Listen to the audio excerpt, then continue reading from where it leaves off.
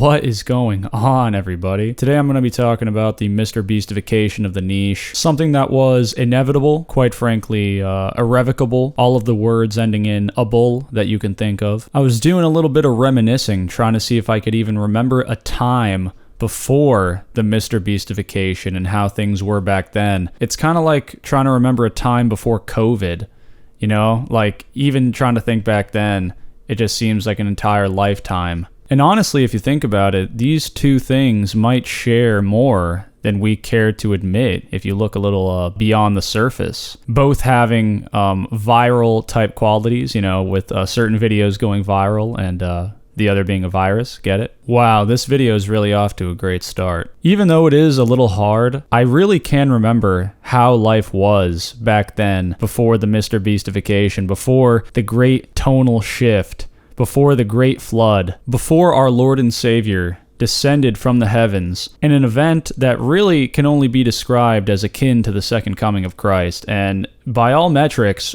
we might have witnessed that. That might be exactly what happened. The biblical parallels are truly staggering with the spawning in of the disciples. And I think the next major event we're waiting on is the betrayal and the crucifixion. I think that is what we are waiting on now. And I don't know about you guys, but I am on the edge of my seat. I want to know who Judas is going to be.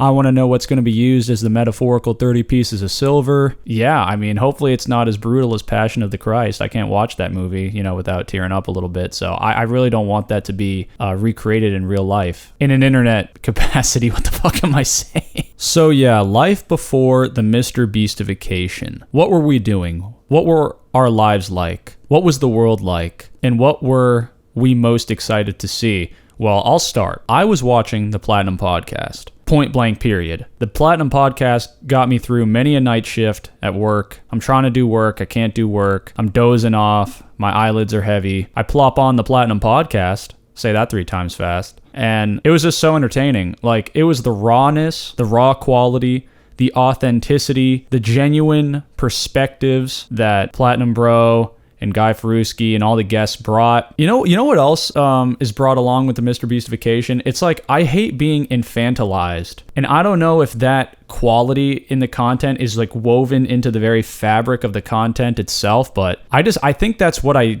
despise and I vehemently abhor the most, like being infantilized. On top of that, there is an aspect of brainwashing. I mean, when you say brainwashing, it sounds sinister, but in essence, that's what's going on, because Nick himself even admitted that he would watch TED Talks on human psychology to gain insight on how to grab people's attention and then keep it throughout the duration of the video. By no means am I saying that people shouldn't try and optimize their videos to try and maximize watch time, because obviously that's what YouTube's all about, right? It's about getting people to watch your videos. With Nick and all his clones, I have a hard time connecting to the content because I talked about the infantilization a little bit, but it's with this hypnotizing, I find it difficult to connect with them. I watch the content, but I don't know who they are. Up until this point, the niche had very established personalities. You know, Adam McDermott, he had the whole pretentious, like, pseudo-intellectual thing going on. And don't get me wrong, I like Adam, but let's call a spade here. He plays that role perfectly. That role fits him like a glove, and I don't want him to stop. That's just who he is. And it works. Platinum Bro, even when he was dipping into the clone-like content, he still maintained his old quirky whole thing, you know. Okay, guys, Dexter just took a shit all over the carpet, but that's not going to stop me from reviewing another trophy list, Platinum trophy list today. Can your list be better than the Platinum Bro? Like, that whole thing, bro. I'm going to start tearing up, dog. Yo, honestly, bro, on some real talk, on some real stuff, fuck Nick AR. He ruined everything. Nick, if you're watching this, I hope you're cursed with eternal bubble guts. Whew, I feel better. But anyway, guys, you know what I mean? Like, they still maintain their soul. They still maintain the essence of who they were. And they were actual human beings. The thing with the clones is, it's like that DLC trophy from Saints Row the Third, the trouble with clones. This is the trouble with clones. You could erase one and replace another. Like they're disposable. They're easily replaceable, and they have no soul. I know what they want me to feel, and if I was 15, maybe I would feel it. I don't know. So maybe it is just because I'm 45. Like I have trouble connecting with them. The thing about old YouTube that made it so great is that the creators had no trouble just being themselves. And the ones that got famous being themselves, I think they saw that's what worked. They didn't try and chase a trend. They didn't try and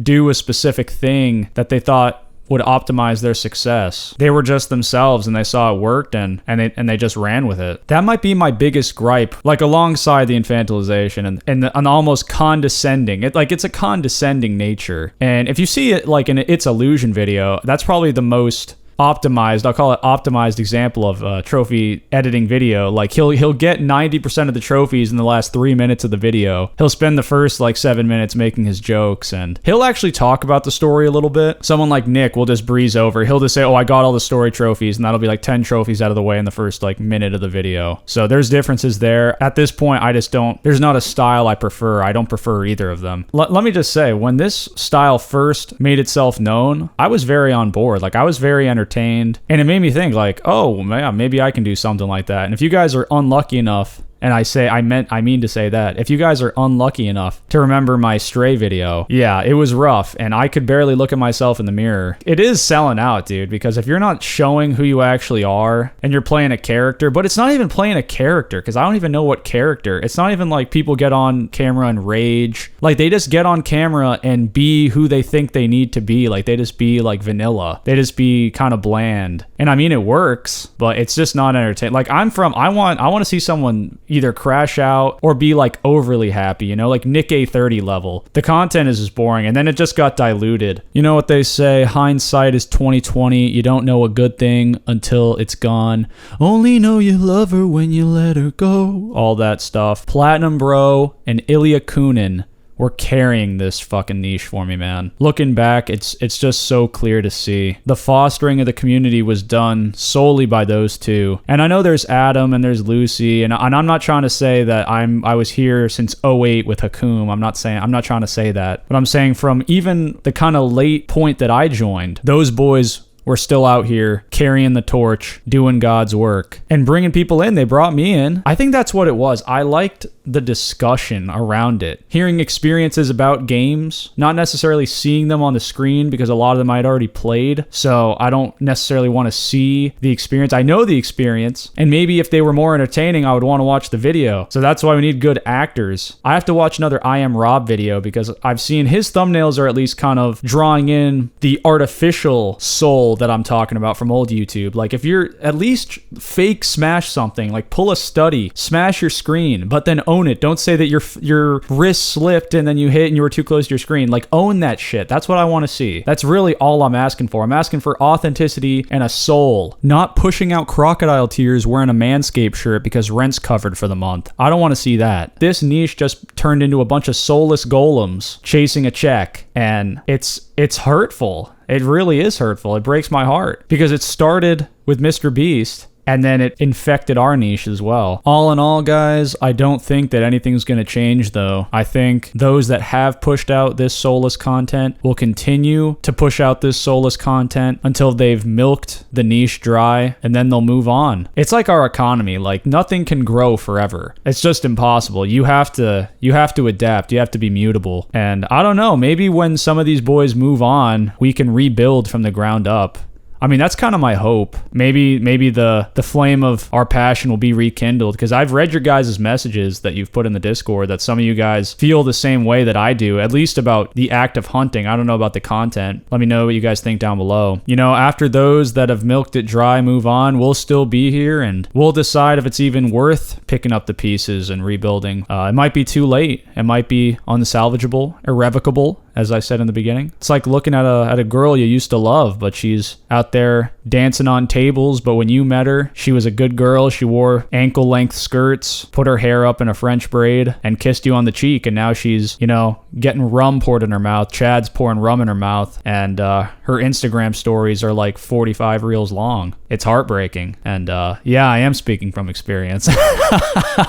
And if any of you soulless golems happen to be watching up until this point, bravo to you first and foremost. But second of all, if it don't apply, let it fly. But make sure that you leave a comment so I can be the judge of whether or not you are infusing soul into this soulless niche. I will be the judge, but if you feel some type of way about what I said, let me know, and then we can check you out and see if you're one of the good ones. That's about it, guys. Thanks. And if you haven't given up yet, don't platinum anything I wouldn't.